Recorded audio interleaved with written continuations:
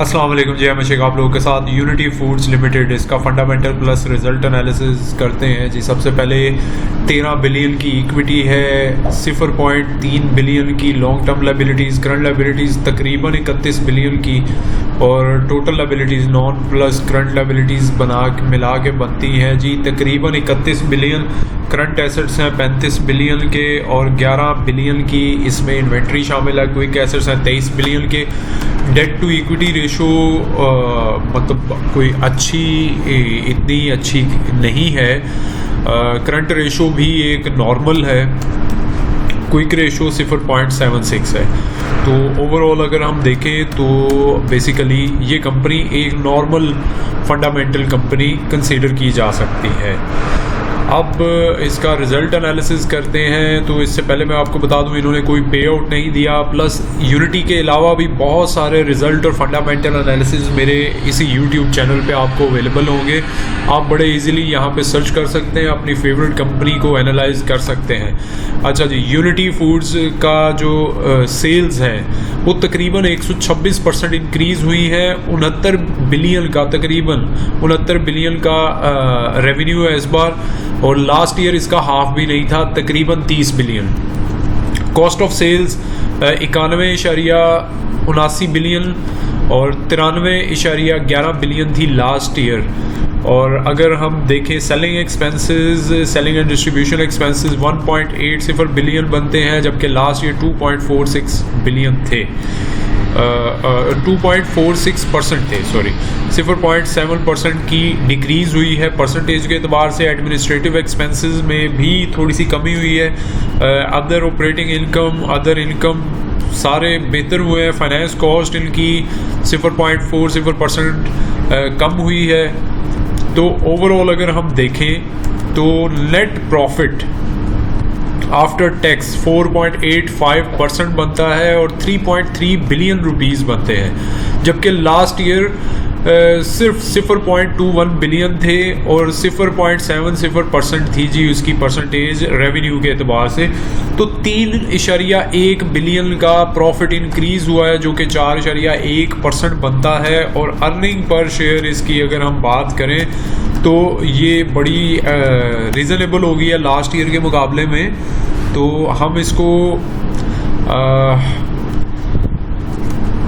0.39 earning per share थी, अब 3 रुपये हो चुकी है। 2.61 की अर्निंग पर शेयर का इजाफा है, जो कि 6 to 7 टाइम्स इंक्रीज़ बनता है। टारगेट प्राइस इसकी हो सकती है 50 से 60 रुपये। और मेजर इनके जो बिज़नेस हैं 3 सेगमेंट्स हैं। एडिबल ऑयल सेगमेंट है, एनिमल फीड भी इन्होंने स्टार्ट कर दी है, और वीट सेगमेंट भी है, जो कि इन्होंने सनराइज एक सब्सिडरी पहले इनकी थी जिसके मेजर पोर्शन इन्हीं के पास थे, लेकिन अब उन्होंने 31 से 32% मज़ीद उसके जो शेयर्स थे वो इन्होंने एक्वायर किए हैं, और अब वो होली ओन्ड सब्सिडरी बन चुकी है। उसका काम मैदा और आटा डिफरेंट टाइप का वो इन्होंने बनाना होता है, और वो ऑलरेडी पुरानी चल रही है, मतलब कम से कम 5 साल 4 साल से वो बिज़नेस कर रही है, और उसको भी इन्होंने एक्वायर किया है और उसको भी अपना एक प्रॉपर यूज़ करेंगे, क्योंकि इनका सेटअप तो पहले से बना हुआ है सारा बिज़नेस का, तो उसको यूज़ करेंगे। अच्छा जी, इसके अलावा जो है अभी जो प्रॉब्लम्स चल रही हैं इनकी, वो मैं आपसे अभी डिस्कस कर लेता हूँ। सबसे पहले मैं ये डायरेक्टर्स और एसोसिएटेड का जो शेयर होल्डिंग पैटर्न है 37% है। Banks and DFIs, insurance companies, ये सब इंस्टीट्यूशंस का 4.5% है शेयर होल्डिंग। मुदारबा एंड म्यूचुअल फंड्स के पास 6.5% है। फॉरेन कंपनीज़ के पास 2.25% है जी शेयर्स। जनरल पब्लिक के पास 35% है तकरीबन, और अदर्स के पास ये जैसे joint companies, joint stock companies, other investment companies, वो सारी 14.5% है।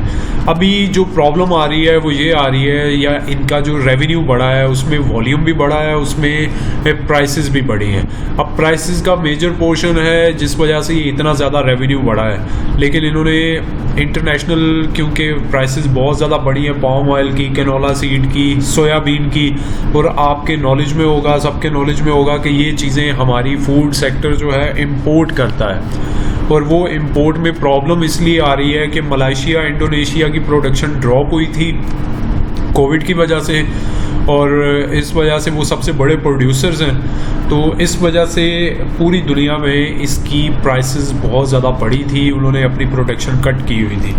तो ये वजह है कि ये ओवरऑल घी एंड ऑयल की प्राइसेस पाकिस्तान में भी बहुत ज़्यादा बढ़ी, और वर्ल्ड वाइड भी इन्फ्लेशन पिछले कुछ एरिया से ऑल टाइम हाई पे चल रही है। तो ये है जी सारा ओवरऑल सीन सिनेरियो। अभी कुछ हद तक प्राइसेस एक दो आइटम्स की, ये जैसे है कैनोला सीड और सोयाबीन, उसकी प्राइसेस थोड़ी थोड़ी ड्रॉप होना शुरू हुई है। अब लेट्स सी कि एक दो मंथ के बाद क्या स्टेटस होता है कमोडिटीज़ का इंटरनेशनल मार्केट में, उसके अकॉर्डिंग होगा। और पाकिस्तान स्टॉक एक्सचेंज भी इसीलिए अंडर प्रेशर है कि हमारी इम्पोर्ट ओरिएंटेड कंट्री है हम, और इस वजह से डॉलर का रेट और कमोडिटीज़ का ये सारी वेरिएशन वोलेटिलिटी डैमेज कर रही है हमारी स्टॉक एक्सचेंज को। तो अपने स्टॉप लॉसेस के साथ काम करें, ये बाइंग सेलिंग कॉल हरगिज़ नहीं है, अपनी वर्किंग प्रॉपर करें, उसके बाद एंट्री एग्जिट प्लान करके तो उसके अकॉर्डिंग अपनी वर्किंग करिए और सेफ साइड पे रहिए। अल्लाह हाफिज़ जी।